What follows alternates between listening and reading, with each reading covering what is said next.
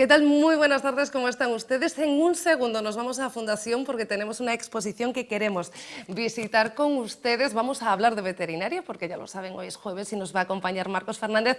Y antes vamos a hablar de música. Saben ustedes que a golpe de jueves empezamos a repasar agenda y el día 17 a las 12:30 en sesión Bermú en La Maraca vamos a poder hablar de música con este libro, Poética del Rock, y con sus autores que además hoy nos acompañan en plató. Saludamos a Susana Rodríguez. ¿Qué tal? Muy buenas tardes, Susana. Buenas Bienvenida. tardes, gracias. Y a Bosco Gil. Bosca, ¿qué tal? Muy buenas tardes. ¿Cómo estamos? Mucho rock, mucha música y sobre todo mucho análisis, porque en este libro se han unido una lingüista y un músico para analizar prácticamente 100 años de rock. ¿Cómo surge, Susana? Bueno, la versión corta, que es la que hay que dar, porque es la tele, es que nosotros empezamos en 2019 a dar unos cursos de extensión universitaria en la Universidad de Vigo y Bosco realmente, yo los coordinaba, Bosco era el que los impartía realmente, y eran cursos pues, de temática musical, sobre canción protesta, sobre poética del rock, canción de amor. Y uno de ellos era precisamente Poética del Rock, que establecía esa relación entre poesía, letras de canciones, música. Y gustó mucho el curso, se hizo tras la pandemia, o más bien en plena pandemia, ¿Sí? Cuando ya nos podíamos volver a juntar, pero con todas aquellas medidas, mascarillas y todo esto. Y se creó como una especie de burbuja, de universo alrededor de Bosco, que era absolutamente mágico. Entonces la gente estaba deseando tener más sesiones, más música, más todo. Y un día el director del Servicio de Publicaciones de la Universidad de Vigo, Jorge Luis Bueno, me dijo, pues ese curso es muy bonito, ¿no vais a hacer algo con eso? ¿No podríais hacer un libro? ¿No tendríais forma de unir toda esa magia poética en un volumen y publicarlo bajo nuestro amparo? Y le pregunté a Bosco qué le parecía, porque evidentemente él era la parte esencial del libro, y dijo que sí, que adelante, y hasta hoy aquí contigo. Bosco, ¿te imaginabas que ese curso iba a tener tal repercusión? No. Al principio cuando lo estaba ideando no me parecía que era una cosa bastante compleja, pero en el mismo acto de hacerse, ¿no? ¿Cómo respondían, no, los la alumnos? respuesta que percibíamos y el ambiente que se generaba, pues sí que entendí que realmente sí que la gente necesita más poesía y más rock. ¿De qué premisa partías tú a la hora de impartir ese curso? Básicamente de algo que llevo viviendo desde pequeñito, de qué dice esta canción y por qué lo dice, ¿no? Y esa pregunta, ¿no? Pues llevarla a intentar encontrar una respuesta, que no la hay, pero bueno, la estamos buscando dentro de este libro. Hoy en día se sigue haciendo muy buena música, pero sí es cierto que hay cierto sector, voy a decir yo, musical, donde parece que no solo se ha perdido la esencia de la letra, sino que es difícil de entenderla. ¿Cómo vive un músico esa situación? Bueno, música que no abogue por la letra siempre ha habido. Siempre ha habido música más rítmica o música más enfocada al baile o, bueno, incluso música instrumental para... Pero sabes a qué me refiero, sí, ¿verdad? Sí, a música de baile, pero sí que es cierto pero que siempre ha habido como un mainstream y un underground, ¿no? en la música y que la poética siempre ha estado del lado del underground, ¿no? Se analizan 600 canciones en este casi 1,5 kilos del libro. ¿Cómo se eligen? Porque 600 parecen muchas, pero hablamos de un siglo de rock. Pues las elegimos a medias. En realidad iban surgiendo a medida que íbamos analizando cada etapa. No es una distribución en décadas precisas, sino que hay un par de capítulos que trabajan con varias décadas conjuntamente, pero sí que hay una secuencialidad, ¿no? Y una continuidad. Entonces, en ese relato, en esa narrativa poética continua, pues íbamos destacando motivos y entonces teníamos que buscar ejemplos de esos motivos. Y algunos de ellos los buscábamos por pura objetividad, por lo que habían significado, porque eran significativos en la historia de la música. Y otros también nos surgían por cuestiones personales, porque significaban, o sea, a mí me influía mucho el momento que estaba viviendo. Yo ese día estaba escuchando algo, me parecía muy importante incluirlo y entonces aparecía ahí. Entonces tiene algo también de personal, del momento que teníamos en la redacción, ¿no? Y luego nuestras familias, las canciones que son significativas pues, para mis hermanas o para su familia o para su mujer o para... un poco así. Bosco, ¿cuáles eran las imprescindibles, las que sabíais que iban a estar, o canciones o grupos? Imprescindibles... Claro, son 600, eso fue... imprescindibles igual pueden ser 100, ¿no? Claro, no, y muchas que faltarán, pero sí que, por ejemplo, en artistas, intérpretes, sí que intentamos hacer unas fichas específicas de unas 100 artistas o intérpretes y al final tuvimos que hacer 180. Entonces, cada vez iban saliendo más imprescindibles, pero bueno, los que están en portada, Patti Smith, Bob Dylan, tenemos a Leonard Cohen, Nick Cave, Jim Morrison,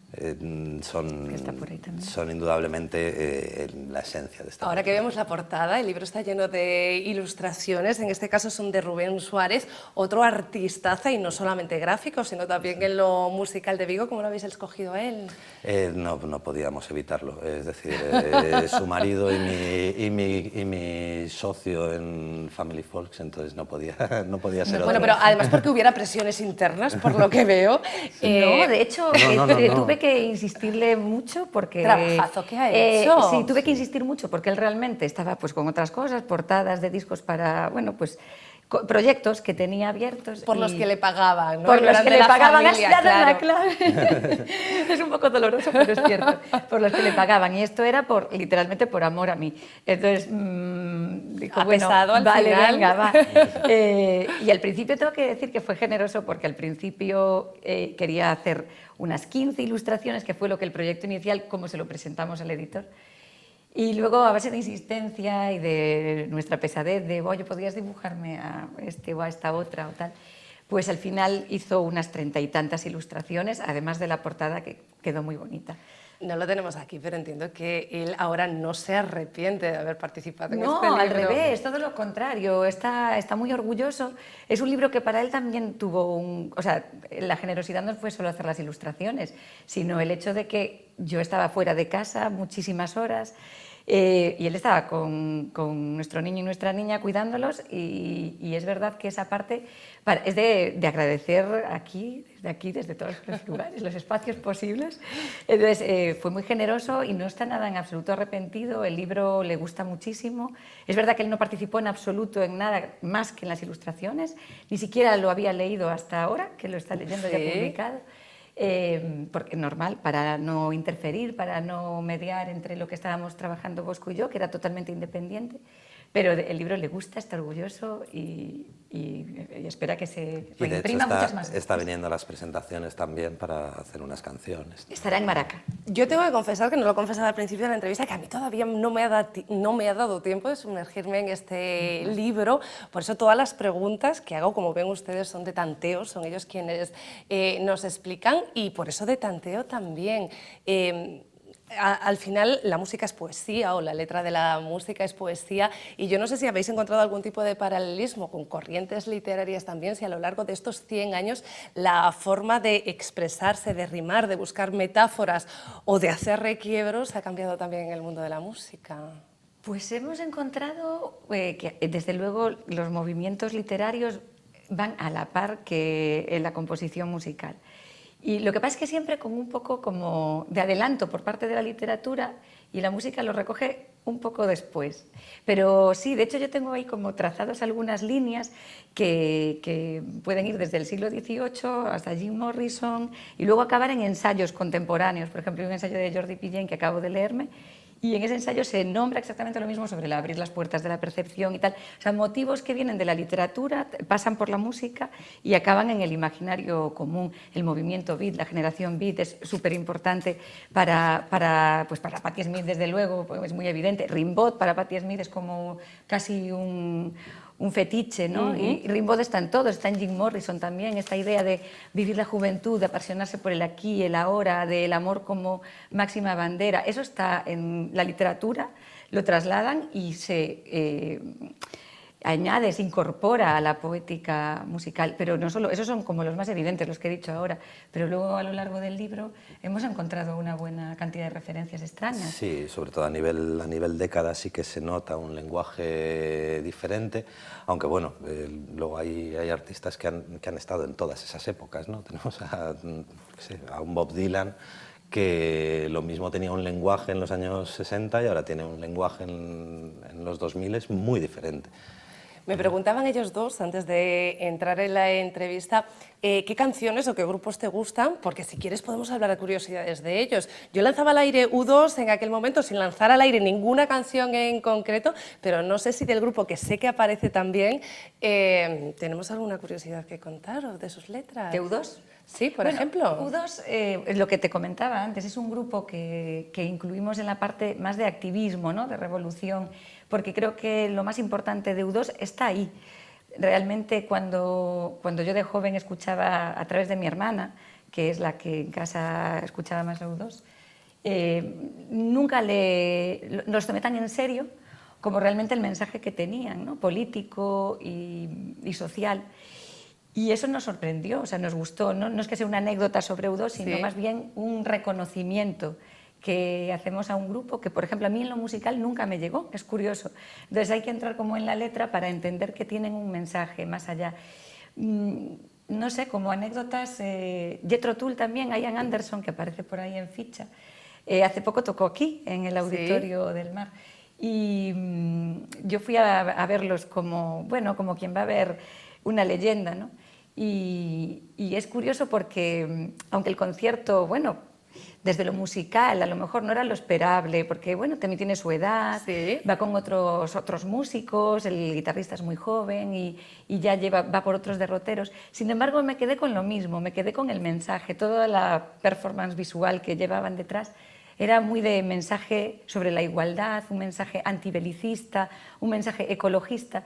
Y ese mensaje también está en esos grupos. Entonces hay a lo mejor grupos que en lo musical, pues como puede ser Jethro Tull, a lo mejor ya no tienen ese impacto emocional que podían tener hace unas décadas, y sin embargo el mensaje sigue vigente y sigue intacto. Entonces... Oye, ya que hablamos de actualidad y de los que han pasado por Vigo, de actualidad está antes y después del concierto Guns N' Roses. ¿Tenemos alguna por aquí?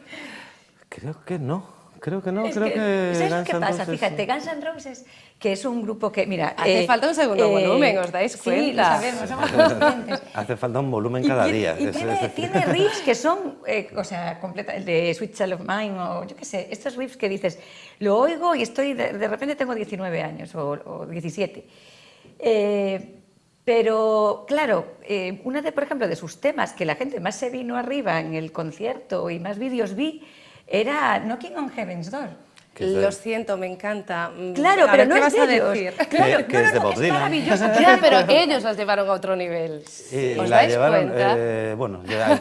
Hay opiniones para todo. Lo que me refiero es que ese es el tema donde a la gente... Yo veía vídeos que se venía el estadio abajo y con audios de las personas que estaban ahí disfrutándolo, que me emocioné muchísimo, porque sea Guns N' Roses, el grupo que sea, para mí que se junten cientos de personas, no sé cuántos había ahí. 28.000. 28.000, que se junten 28.000 personas. Hace poco un concierto de Rosalía, 126.000 creo, o 146.000. Que se junte ese número de personas para celebrar la música es extraordinario. Entonces no tengo ni una sola crítica porque me parece excelente y que sea Guns N' Roses quien lo consiga, pues bendito sea el rock and roll y Guns N' Roses. Pero ciertamente Knocking on Heaven's Door pues no la compuso Axl Rose. No. Para seguir celebrando la música, en todo caso, está este volumen que va a tener una segunda edición, pero sobre todo que va a tener una presentación este día 17, por lo tanto sábado por la mañana a las 12:30, sesión Vermú en La Maraca. Podrán hablar con ellos dos hacer preguntas, preguntar por a cada uno de los grupos que pueda aparecer en este libro, si es o alguna de sus canciones favoritas, porque hay muchas curiosidades que están aquí dentro, pero que no podemos desgranar todavía. Poética del rock. Susana, Bosco, muchísimas gracias a los dos. Muchas Gracias a ti, de verdad, por invitarnos. Y nos vamos a Fundación, hay una exposición a la que también pueden acudir, pueden visitar más pormenorizadamente, pero nosotros ya les dejamos pues lo principal que podrán ver allí. Din Matamoro, Pepe Cácamo, Eva Tarrió, Marisa Codón son algunos de los reconocidos pintores y escultores que han puesto su granito de arena, pero también sus obras artísticas, para homenajear el gran trabajo del Centro de Proyecto Hombre. Los estilos que abarcan la exposición son de lo más variados, como resalta una de sus comisarias, la reconocida artista y profesora Paula Mariño, y que van desde el impresionismo hasta la abstracción. Viera dentro de la gran variedad de obra y de estilos, porque tienes fotografía, tienes grabado, tienes pintura, tienes escultura, pintura de todo tipo, desde la más abstracta hasta la figurativa, que hubiera una cierta unidad a partir del tamaño, de que no fuera muy exagerado. Arte y Solidaridad lleva por nombre esta exposición, que en el día de su inauguración ya ha conseguido vender hasta media docena de obras. Los artistas gallegos, afirma Mariño, son los más altruistas de todo el panorama artístico. Los artistas y las artistas gallegos le dan mucho, bueno, en toda España en general, pero le dan una lección al país en cuanto a generosidad, porque están dando parte de su trabajo y parte de su tiempo a una causa solidaria, que está muy bien, pero que no todas las profesiones lo hacen. La exposición se mantendrá abierta hasta el próximo 1 de julio. Continuamos y saludamos a Marcos Fernández. Marcos, ¿qué tal? Muy buenas tardes. Buenas tardes, María. Que la semana pasada nos acompañó Alicia, del Centro Veterinario Navia también, ya lo saben ustedes, porque estabas en un simposio. Sí, una formación, bueno, de un tema que hoy vamos a hablar un poco, ¿no? En este caso estábamos en Niza, una ciudad muy bonita, ¿no?, de la costa francesa. Bueno, es que lo de menos era la otitis canina, que era de lo que se iba a hablar en el simposio. Bueno, no sé, a lo mejor los perros de Ibiza también van mucho a las discotecas y al final el oído se resiente, ¿o qué? No, sí, no. sí, puede ser. Cuéntame. Muy frecuente, por cierto, lo de la otitis canina. Entiendo que según qué razas. Puede ser que haya diferencias entre razas, pero en general es una enfermedad muy frecuente, mucho más en los perros que en los gatos. Y bueno, pues en el simposio se hablaba un poco sobre novedades en el diagnóstico y sobre todo en el tratamiento, ¿no? Cosas nuevas que estamos haciendo para tratar la otitis, que es algo muy recurrente, ya no solo frecuente, sino que el animal que lo padece muchas veces tiene tendencia a repetir este problema durante pues toda su vida, ¿no? Saben ustedes que muchas veces igualo la salud animal con la salud humana y entonces voy a preguntar, ¿hay muchas diferencias entre la otitis que puede tener un perro y las de las personas? Sí, hay una diferencia básica, es que la mayoría de las veces en los perros, no en el 100%, pero en la mayoría la otitis es externa, es decir, es del oído externo, del tímpano hacia afuera. Y la mayoría de las otitis en las personas es del tímpano hacia adentro, del oído medio. Esa es una gran diferencia. Hay perros que pueden tener otitis media, pero muchas veces es por extensión de la otitis externa, ¿no? Porque se afecta al tímpano y esa infección llega al oído interno. Entiendo que ser externa es más fácil de tratar. Es más fácil de acceder en el tratamiento, pero el problema está en quién la causa, ¿no? Porque muchas veces vemos pacientes que vienen pues, porque ya han utilizado múltiples tratamientos y parece que ya no funcionan y siempre están recayendo, ¿no? Y es porque no se está tratando bien su patología de base. La otitis es como un reflejo de que hay alguna otra cosa, salvo que sea por un cuerpo extraño, ¿no? Por ejemplo, me entra una espiga en el oído, obviamente esa es la causa de la otitis, pero, o tenga parásitos. A veces el otro día, ¿no?, veíamos un vídeo de un gatito, ¿te acuerdas? Sí, me acuerdo. De unos parásitos me acuerdo, que sí. pueden afectar al conducto auditivo. Salvo esas situaciones, en la gran mayoría hay otra enfermedad que está provocando la otitis. Entonces, si no diagnosticas esa enfermedad y no la controlas, el animal estará siempre pues, repitiendo con el problema, ¿no? Entiendo que en un simposio de estas características, además de hablar, pues, por ejemplo, de tratamientos, habláis también de investigación. Sí, y de hecho, bueno, por ejemplo, el otro día se hablaba mucho de cómo hacer el diagnóstico pues, de cuando un tímpano está íntegro, ¿no? Porque a veces es difícil visualizarlo y ahora ya hay algunos instrumentos para ver por presión, ¿no?, si el tímpano está íntegro o no, e incluso también para hacer pruebas de audición, algo que muchas veces la gente nos pregunta, ¿no? ¿Cómo sé si mi perro ha perdido capacidad auditiva? Pues es difícil saberlo, pero hay algunas técnicas nuevas para poder determinar si el animal está o no perdiendo audición. Ayer Marcos Fernández me enviaba los datos de la Fundación Affinity sobre abandono animal del pasado 2022, cifras muy similares a los años anteriores, pero con todo, esto quiere decir que seguimos estando a la cabeza. Sí, estamos un pelín por debajo de las cifras prepandemia, pero seguimos estando, pues como ves, casi 300.000 animales en un año, ¿no? Entre perros y gatos. Y esto, pues, dentro de la Unión Europea somos el país prácticamente que está siempre a la cabeza, ¿no? Siempre hablamos aquí de las causas y hace poco hablábamos de las camadas de gatitos, ¿no? En gatos sigue siendo la principal causa de abandono, las camadas no deseadas, en perros también, y de hecho aproximadamente un 50% de los gatos abandonados o de los que recogen las protectoras son gatitos, ¿no? Son cachorros. En esta época del año, entre más o menos mayo y julio, se recogen el tercio de los 170.000 gatos que aparecen cada año, ¿no? En el caso de los perros son más adultos, más que cachorros, aunque también hay muchos cachorros, y después de las camadas no deseadas, los siguientes motivos de abandono son problemas de comportamiento, pues perros que tienen problemas de socialización, de agresividad, ¿no? Y que al final el dueño no es capaz de controlar. Pérdida de interés en la mascota, porque muchas veces, hablamos otras veces, ¿no? Se regala una mascota o se adquiere una mascota sin tener en cuenta todo lo que eso supone, y también como otro motivo teníamos el de la fin de la temporada de caza, ¿no? Que hablamos también otras veces, pues cuando hay la temporada de caza y finaliza, pues muchos perros que ya no los queremos para esa actividad, sus dueños los abandonan, ¿no? Entonces es algo que hablamos todos los años, pero que seguimos teniendo cada año cifras de este orden, ¿no? De tantos perros y tantos gatos. Y hay que decir que en los gatos aún encima las condiciones a las que llegan muchas veces llegan infectados y hay una tasa de mortalidad bastante mayor que en perros, ¿no? Los gatos que están adoptados, o sea, que son recogidos en protectoras, tienen mayor causa de mortalidad. Precisamente por eso, ¿no? Porque se abandonan de bebés sin permitirles que estén al lado de su madre los primeros días como mínimo, que es indispensable. Sí, y muchas veces son madres que están infectadas por inmunodeficiencia felina, ¿no? Lo que la gente llama el SIDA felino, o por leucemia felina, que son enfermedades víricas que afectan mucho a los gatos de la calle y a sus camadas, ¿no? Oye, que por cierto, el otro día veía una noticia, un flash, más bien, porque yo creo que fue en internet, en alguna red social, sobre alerta, ley de bienestar animal. ¿Ya habéis hecho el curso que os capacita para tener a vuestro animal de compañía, sea de ahora o sea un animal que ya tiene 14 años contigo en casa? ¿Qué pasa con esto? Bueno, hasta septiembre en principio no entra en vigor la ley, hasta los 6 meses después de su publicación. ¿Pero sabemos algo más ya de cómo va a ser ese curso, si lo tenemos que hacer todos o...? No, están un poco en el aire. Se supone que va a ser algo online, como una especie de evaluación de un test, pero aún de momento no está determinado. Imagínate, ¿no?, que lo suspendes, que tienes, no sé, a tu perro longevo de 17 años súper bien cuidado toda la vida y que de repente suspendes el curso online. No creo que vayan por ahí los tiros, yo creo que va más de cara a las nuevas adquisiciones, ¿no? Y a controlar un poco qué tipo de mascotas podremos tener y qué gente está, igual que se hace ahora con las razas potencialmente peligrosas, ¿no? Un poco más de control en ese sentido, pero no creo que sea una prueba para nada difícil, ¿no? Bueno, de aquí a septiembre tendremos tiempo de hablar, con todo nos queda todo el mes de junio de programa y Marcos Fernández no se va de vacaciones, al menos de momento, y va a estar con nosotros cada jueves. Marcos, hasta el próximo. Hasta la semana, María. Y a ustedes muchísimas gracias, nos vemos mañana con más Plato Abierto entre las 2:30 y las 3. Un beso.